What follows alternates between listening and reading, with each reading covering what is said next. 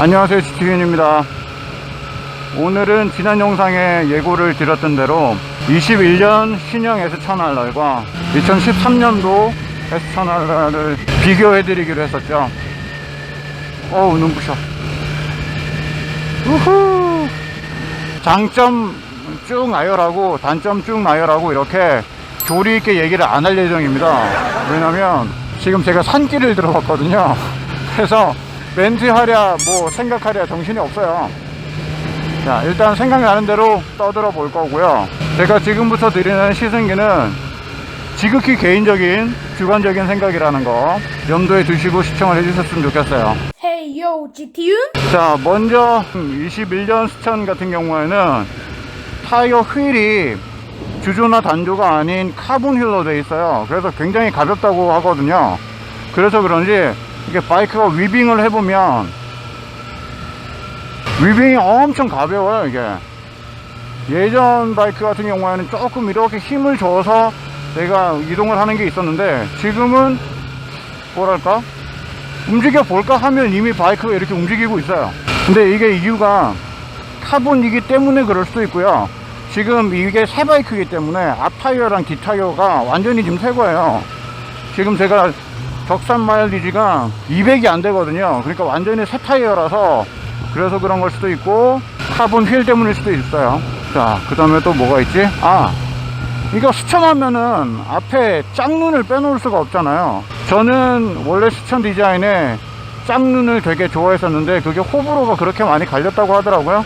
그래서 지금은 대칭 형태로 돌아왔는데, 솔직히 저는 대칭 형태가 조금 그래요. 저는 예전 모델 디자인이 더 좋아서. GT윤? 바이크가 힘이 더 좋아졌고 가벼워졌고 8년간의 갭이 있기 때문에 엄청난 발전을 했었고, 그 안에도 뭐 여러 대에 지금 업그레이드가 됐었잖아요. 차이가 없을 수는 없는데, 이게 전자장비가 너무 많이 개입을 하면서 수동의 느낌이 좀 사라졌어요. 스포츠카의 오토 같은 느낌? 예전 모델도 퀵시프트 업은 됐었는데 다운이 안 되는 모델이어서 저는 늘 레브 매칭을 사용을 했었거든요. 근데 지금 이 모델 같은 경우에는 제가 뒤에 한번 내려볼게요. 자, 자동으로 레브 매칭이 되어버려요. 그러다 보니까 바이크를 타는 재미가 조금 반감이 되는 느낌이 없지 않아 있어요. 안정적이긴 한데 레브 매칭을 제가 억지로 한번 해봤거든요. 그러니까 바이크 팡 하고 튀더라고요. 그래서 그 뒤로부터는 레브 매칭을 지금 전혀 못하고 있는 상황이고, 또 한 가지 이거 스로틀 얘긴데요. 이게 스로틀이 예전 모델은 이렇게 와이어 형식이었어요. 그래서 이렇게 감으면 물리적으로 이렇게 뭐라 그러지, 이거 좀 쫀쫀한 느낌? 근데 지금은 기계식이라, 뭐 물론 기계식으로 바뀐 지 꽤 됐습니다만, 와이어 형식의 바이크를 오래 타는 사람의 입장에서는 이게 너무 헐렁헐렁해요. 그래서 땡길 때 느낌이 그 텐션이 조금 부족한 느낌도 있어요. 그냥 다 과학의 발달에 의해서 지금 이렇게 된 거야. 그리고 또 뭐가 있을까? 기어가 예전 모델은 이렇게 단수가 올라가거나 내려가거나 할 때 느낌이 철컥 철컥 철컥 하는 어떤 기계적인 느낌이 있었어요. 단수가 변했구나. 근데 뭐 제가 나중에 주행 영상에서 조금 보여드리겠지만, 지금은 기어가 바뀌는 느낌이 거의 안 들어요. 바뀌었나 싶을 정도로 너무 스무스하게 올라가요. 그것도 뭐 개인 차이겠죠. 근데 저는 오히려 그게 불편해요. 너무 스무스한 게 불편하고, 제가 취향이 좀 기계적인 스타일인가 봐요. 수동의 어떤 운전자가 제어하는 맛? GT윤? 지금은 짝눈이 아니어서 돌고래 닮아서 이쁘긴 한데, 약간 디자인이 뭐랄까 두카티를 따라했다라는 그런 느낌이랄까. 바이크를 켜면요, 세라모니가 이렇게 나오고, 지금 233km 뛰었네요. 여기서 좀 뭐가 많아요. 내 차량 이쪽으로 들어가 보면 이제 뭐 각종 정보들이 나오죠. 지금 남은 거 128km 갈 수 있다, 배터리 전압이 어떻다,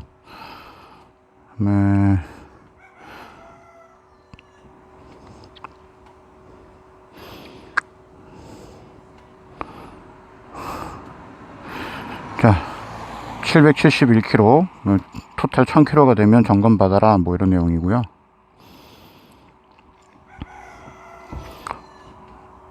제가 받을 때 바로 이렇게 한글 패치가 되어 있었어요.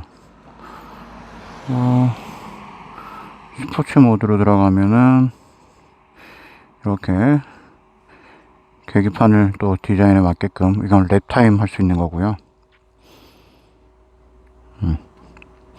자, 이 또 RPM이 또 바뀌었죠. 골라서 쓰면 되긴 한데, 이게 단점은 제가 이 상태로 시동을 끄잖아요. 다시 근데 바이크를 켜면 다시 원래대로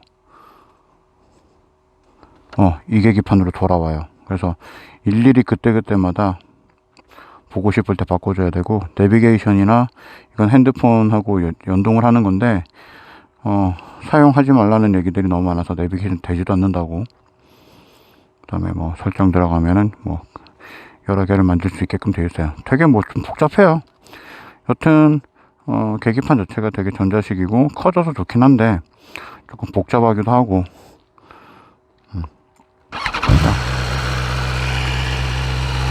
일단 다시 가볼까요? 오케이, 고.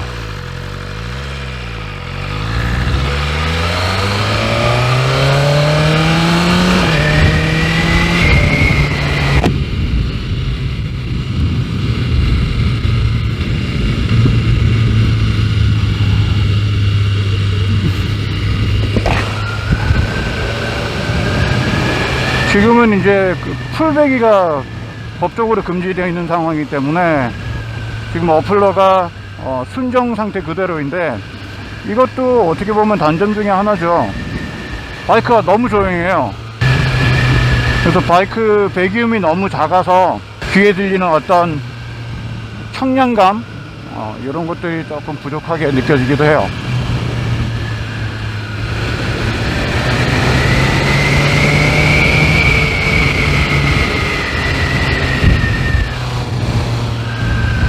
아, 맞다, 이게 깜빡할 뻔했네.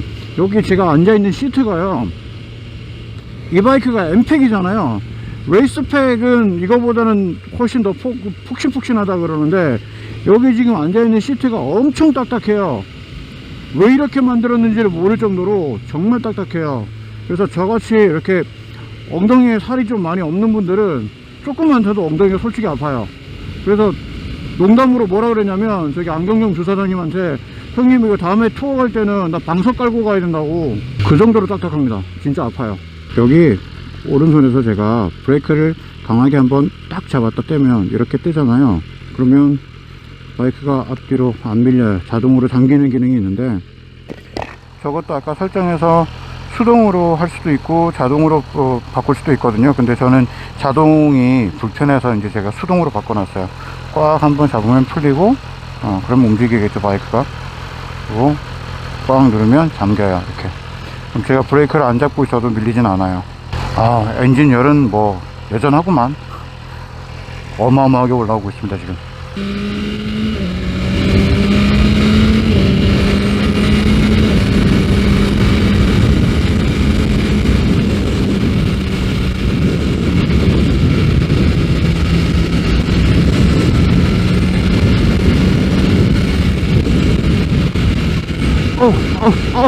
아야.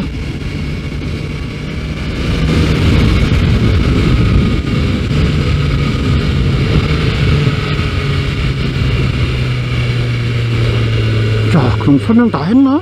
꼭 촬영 다 하고 이렇게 편집을 하다 보면, 그 말 안 했네, 뭐 이런 것들이 생각이 나서 다음에 또 생각이 나면 말씀드리기로 하고요. 저처럼 너무 자동화된 그런 느낌보다 운전자가 직접 개입을 좀 하는 기계적인 성향을 가지신 분이라면은 지금 현재의 이 S1000RR 이거는 조금 감성에 안 맞을 수도 있다, 그렇게 생각합니다. 사실상 기어만 내가 언제 바꾸겠다 결정을 할 뿐이지 클러치도 쓸 일이 없고요. 클러치는 정말 정차했을 때, 일단 들어가 있을 때 그때 잡는 거 말고는 클러치가 전혀 필요가 없고, 진짜 스포츠카의 오토매틱이라고 생각을 합니다. 운전자를 위해서 전자장비가 너무 많이 개입을 했어요. 근데 정말 가볍고, 바이크가 가볍고 잘 나가긴 합니다. 뮤빙이 너무 가벼워요.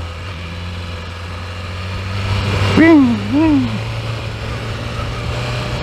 정말 솔직하게 얘기하면은 타는 재미가 반감이 된 게 사실이기 때문에 저는 예전 모델로 다운그레이드를 할까 그런 생각도 없지 않아 있어요.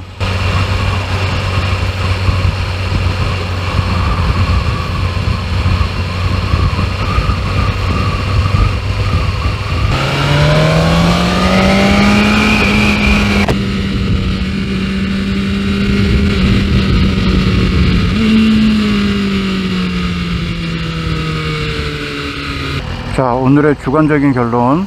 바이크 스킬이 조금 부족한 분들한테는 첨단 장비가 많이 개입이 되어 있는 이 모델이 굉장히 안전할 수 있다.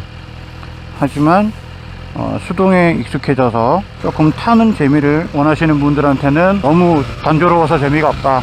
바이크는 전체적으로 성능이 업그레이드 됐고 가벼워졌고 이뻐졌다. 자, 조금 달려볼게요.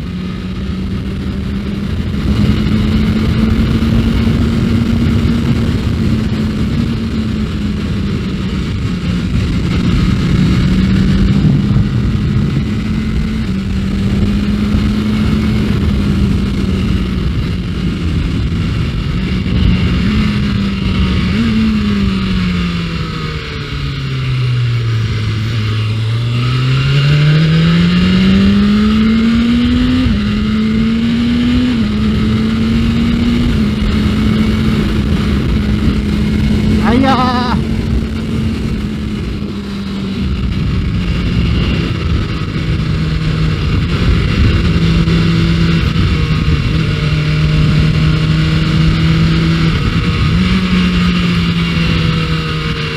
자, 저는 짧은 마시를 마치고 집에 갑니다. 집에 가서 뭐 하냐고요? 편집해야죠.